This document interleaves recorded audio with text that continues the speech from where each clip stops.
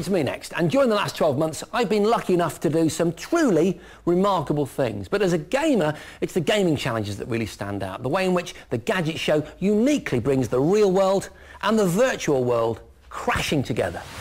Back in November 2009, I was set a challenge to race ex-Formula 1 and Le Mans star Johnny Herbert around Silverstone in a Porsche GT2, one of the world's fastest supercars. But I didn't race him for real. I had to try and beat him in a virtual world. So while he was strapping himself into the car, I was loading Microsoft's Forza Motorsport 3 onto the Xbox 360. Oh my God! Along with a top-spec Dolby surround sound system and a Vision racing chair with a Porsche-style steering wheel and pedal setup, I set about trying to beat one of the world's fastest racing drivers on a computer game. 90 round the corner, brake now! Into the last corner. Yes! Nailed that bad boy! And amazingly, I won the challenge by just 3 seconds. But there it is! Yes! The geeks won! A massive success. But was it a fluke? Well, to find out, we set up another virtual gaming challenge to find out if I was really capable of beating a world pro using tech. This is Call of Duty Modern Warfare 2. It took the makers Infinity Ward 2 years to develop and cost the equivalent of a Hollywood blockbuster, but then shattered all box office and video game records with sales worth $550 million in the first 5 days. There is something just utterly addictive about first-person shooter games. I don't know, maybe it's the hunter gene in all of us that makes us love them. Halo, Quake, Doom. My life wouldn't be the same without them.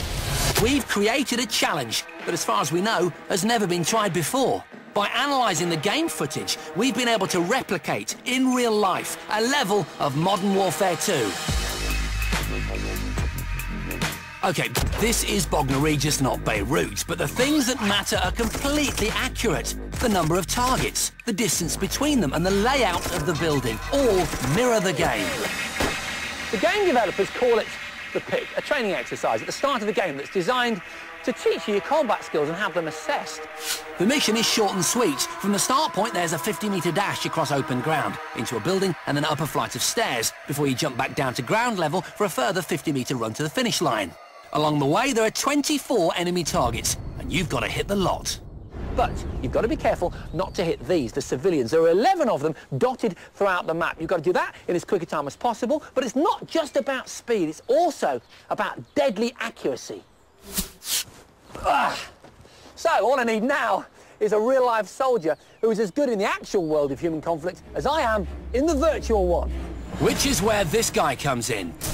He's the genuine article, ex-Special Forces operative, a veteran of Iraq and Bosnia, to name just 2. And if that's not enough, he was singled out for one particular talent, as a sniper. He's one of those rare breed of men who undertake missions most of us never get to hear about. And that's why we can't reveal his true identity. So let's call him Sid. Oh, and that weapon isn't remotely fake either. It's the real deal. And today, it's going to be firing live rounds.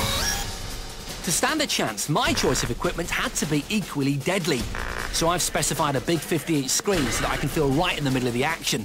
To this, I've connected an Xbox 360 and controller, equipment I feel comfortable with.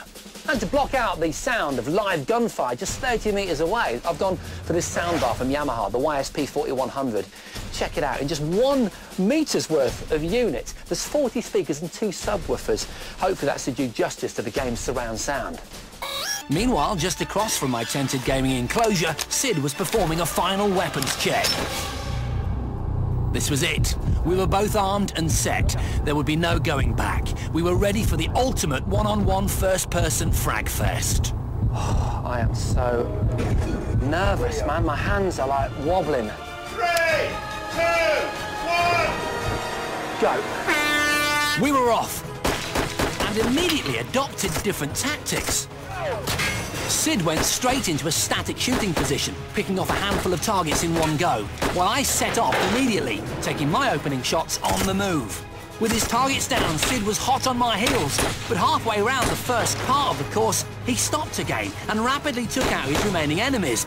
At the same point, I also stopped briefly to take aim at the enemy on top of the building. But eyes on the building. I'd made a foolish error. By going to the right-hand side of the pit instead of the left, I'd boxed myself in.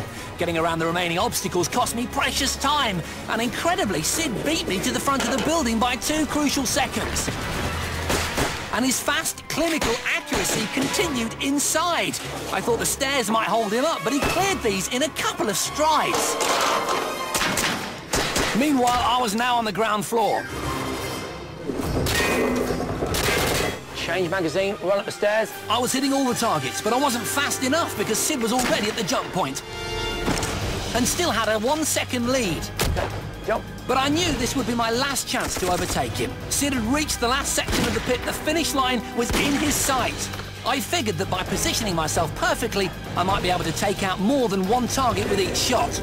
With Sid in his static shooting position, hunting for glory, I needed to get those 2 targets down with 1 bullet. But could I achieve it under such intense pressure? Incredibly, 2 went down together. Then another 2. I was on fire. Run, run, run! Go, go, go, go, go! I'd finished. Yes! And in one of my best times, 35.8 seconds. Yes! Oh, I'm so relieved! I need to know how Soldier Boy's done. It was a great time. I had to be with a chance. But I was up against a highly trained Special Forces operative. Could I possibly have beaten his time on the real course? How did it go, man? Hard and fast, my man. Hard and fast, Hard yeah? and fast. Good work, man. What was your time? I don't know. What was the time? 42.1. Yay! 35.8! Oh, no. I've got to be honest with you, look, this series, for me personally, I was able to tick a whole bunch of life boxes, do you know what I mean? Those things to do before you die.